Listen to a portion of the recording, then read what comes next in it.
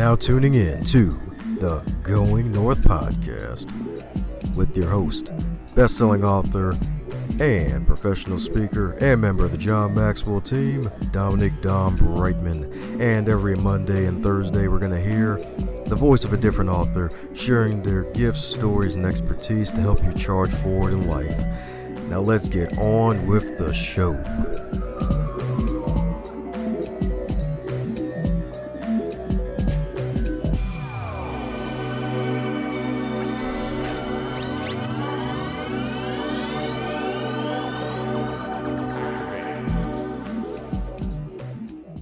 And today on the Going North podcast, we're bringing some fabulous humans from across the globe.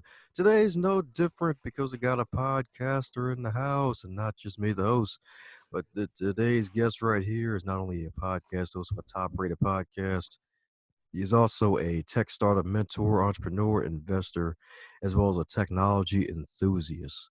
So my man is not only writing books to help the masses, he's helping the masses by investing as well as being a techie who is all for world domination. Metaphorically speaking, he's not going for any countries that I know of, except for maybe Maui, but that's a whole nother story. And today he has found his way on the Going North podcast. So let's give it up for the one and only MA himself, Mr. Manuj Aggarwal. How are you today, sir? Good. Well, thank you so much for that awesome introduction. It has not been, this has been one of the best introductions I've ever had. So thank you so much for that. Oh, my pleasure indeed. My pleasure indeed. So the good thing about all introductions is that there are some things missing. So I'm pretty sure there are some things I've missed in that introduction. So am I filling in some cavities where I missed some fillings? And tell us a bit about what makes you the marvelous Manuj. Sure. Sounds good. Well, as you said, my world revolves around software and IT, and I've been doing that for more than 20 years. I've worked with many exciting startups and even large corporations like Microsoft and Pearson. And just 3 years ago, I started a training company because during my 20-year career, I've interviewed more than 5,000 engineers for various roles. And so from that experience, I figured that there is something missing in terms of what the engineers are learning in universities and colleges. So when they come out in the real world, sometimes their education is too theoretical and it's not very practical. So, in order to address that, I started the training company, and I also mentor startup founders, especially with their mindset, because a lot of people, they have good ideas and they're enthusiastic, ambitious, but unfortunately they fail because of, their own self-sabotage, their own way of thinking. So when I realized that, I started working on addressing that problem as well, where I work with startup founders and basically help them build a business around their life, around themselves, rather than just telling them, okay, just use this strategy or, use Google AdWords or whatever. I first talk to them, understand them as a individual, and then recommend, based on what they have told me, recommend the solutions moving forward. And that's good that you're doing that too, because that's the thing with college. It seems like no matter what the major is, no matter what they offer, there's always a piece missing that folks should really have, and soft skills, I'm pretty sure, is one of them. Exactly. Yeah. And we do emphasize on soft skill. I mean, in my own journey, when I started, I was very shy, very introverted, still am. But what I realized was that if you don't develop this ability to communicate with others, talk to others, it's going to be very hard to get far in life, because you basically are as valuable as your network. Plus, you earn your living by solving other people's problems. So if you are not able to communicate, you won't be able to do any of those things. So soft skills are very, very important for sure. Yes, indeed. Yes, indeed. So in addition to soft skills, are there any other types of skills that you feel like engineers are missing when they go to school for the theory? The other thing is, I think that includes soft skills, but people should have some sense, a business sense, some sense of what how businesses work, what are their priorities. Because many times I've experienced engineers, they tend to, when people come to them for solutions, they generally give elegant solutions, but they may not be very practical, in the sense that it may be too expensive, it may need too many people to implement. So some practical sense on how to customize the solution based on the particular situation we are dealing with. That's very important, in my opinion. Ah, okay, that's interesting right there. Because I mean, folks may have like one singular product, but you still gotta come from the customer standpoint. Like, all right, is this the perfect customer, or is this product really good for this customer, or can I modify, Exactly. yeah, the appropriate Exactly. things for that? Yeah. Yes, indeed. Yes, indeed. Well, the beautiful thing is, I'm pretty sure you didn't always want to be in IT. So, what led you to become an engineer and become a tech whiz? Well, I started my career working in a factory when I was 15. So I grew up in a very small town in India. And, in a small community over there, there were not many opportunities. So I started working in a factory. And then computers were just sort of coming to India at that time, particularly in smaller towns, and a computer institute opened up.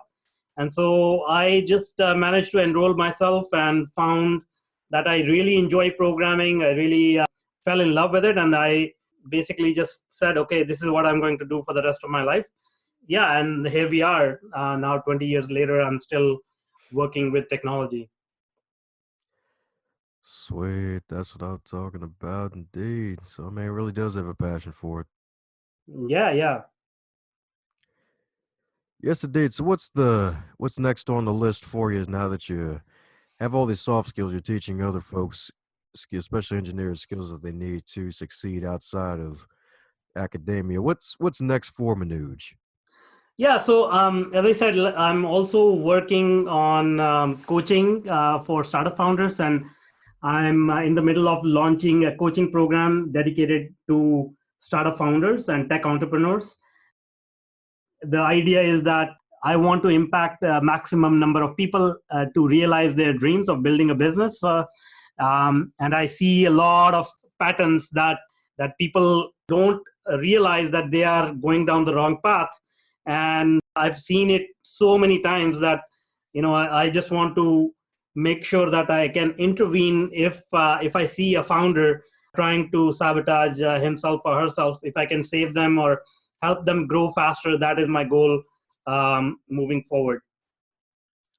Ah, beautiful. So, when it comes to those patterns, what do those patterns involve? Yeah, so there is few of them I'll share with you right now. Is one is focus on the customer, because a lot of times what I found, it's startup founders, especially when they get a little bit of traction in the market, uh, what happens is, in their mind, they start to think that they found the magic formula, and now they are going to be super rich and everything. But in that process, they start to ignore the customer, and they start to build the product based on their own personal preferences and their own personal wants. And that's when the customers start to deviate and start to pull back from supporting that startup. So that's a pattern that I've seen repeated over and over again.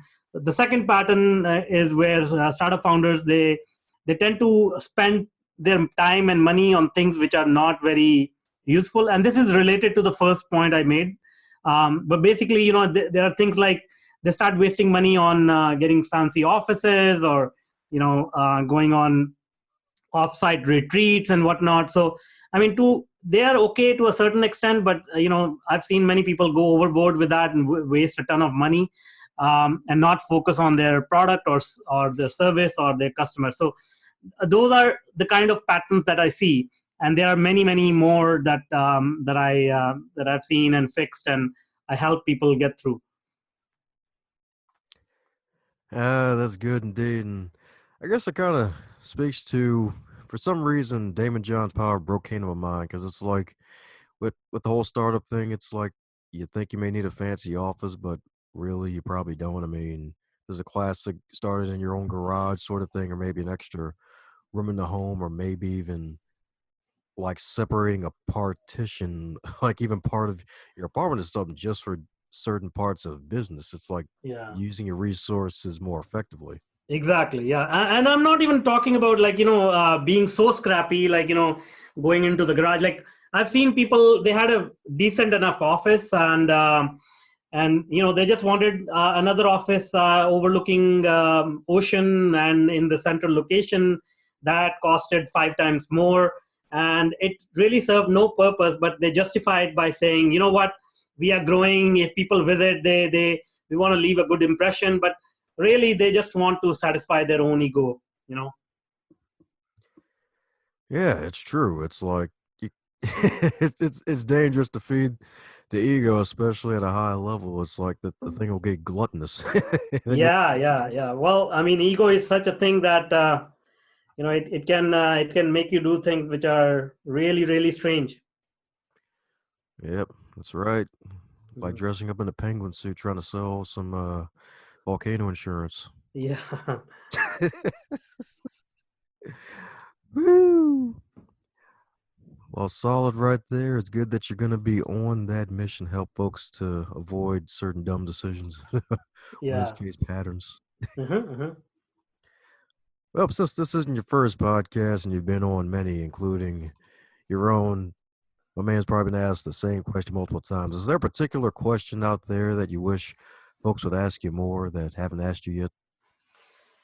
I think the most important question is, why do we do things that we do? So for me, it was more about understanding how I can impact more lives, because I have gone through some challenging times in my life, and after overcoming a lot of challenges, I found that life becomes very easy, enjoyable, and generally there's a lot of happiness if you look at life from that point of view. So I find a lot of people are still struggling. They are caught up in their own head, and the fact is that we all have similar problems. Nobody has more, nobody has less. When we talk to people, everybody's going through something, but the way you deal with that problem is slightly different. So if I can just share some of what I have discovered about life, that is what I'm all about. And I mean, that's the question that we should all ask. What do we want out of life?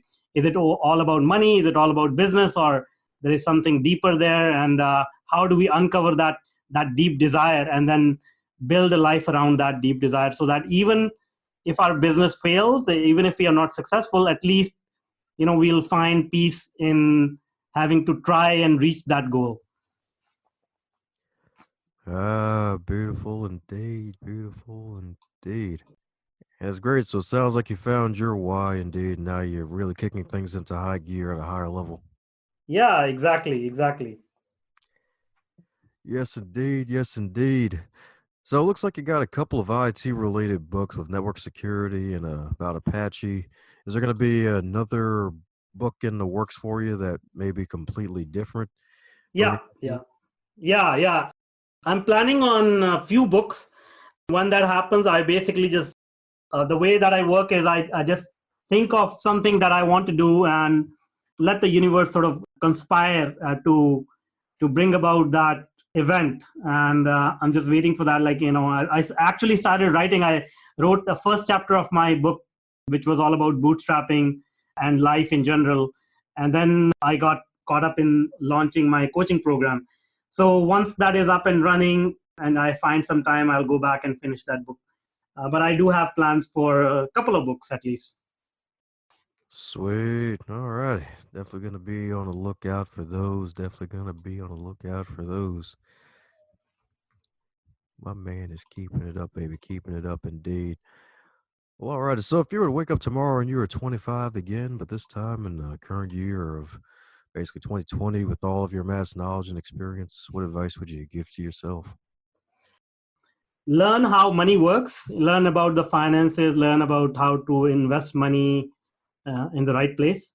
Secondly, learn about marketing, because I always used to think that if you do good work, people will just gravitate towards you, or you will start earning money automatically, which is true to a certain extent.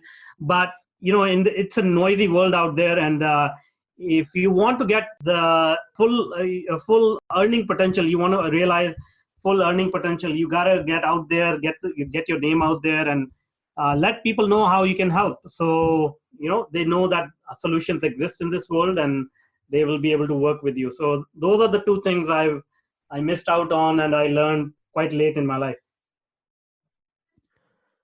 There you go, right there. Solid right there, indeed. Definitely the marketing piece and finding a way to rise above all the noise out there. Yeah. That's right, because that noise, it's almost like crickets and cicadas at the same time. Yeah. Oh my goodness. Oh man. So darn true. Well, all right. For those who want to keep in magical contact with you, Manuj, what's the best way for folks to reach out to you? Yeah, you can find me on Facebook or LinkedIn. I'm active on those two platforms, or you can check out my website. It's tetranoodle.com, and I have a free video series. If you go to my webpage, there are two video series that are available for you for free. One is all about technology. So if you're a tech startup founder, it'll give you some information about how you can manage your technology. And the second video series is about mindset. So check those out. They're absolutely free, and they'll provide you a lot of help and value. Woohoo! There you have it, folks. Go on ahead and reach out to the mighty Manuj, my friends. Check out those freebies. It'll be good for your mind, body, and soul. That's what I'm talking about, indeed.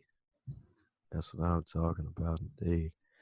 Well, any parting words to the folks still listening? All I can say is if you want something in life, just understand that it already exists somewhere in the universe. All you need to do is get out of your own way and take massive action, and things will happen. Hey there, buddy. Looks like you made it to the end of this episode. Since you made it to the end of this episode, do both of us a favor and stop being greedy. Stop it right now and share this episode with your friends and your fellow podcast lovers. Be sure to check out the rest of the backlog too while you're at it, and share all those too.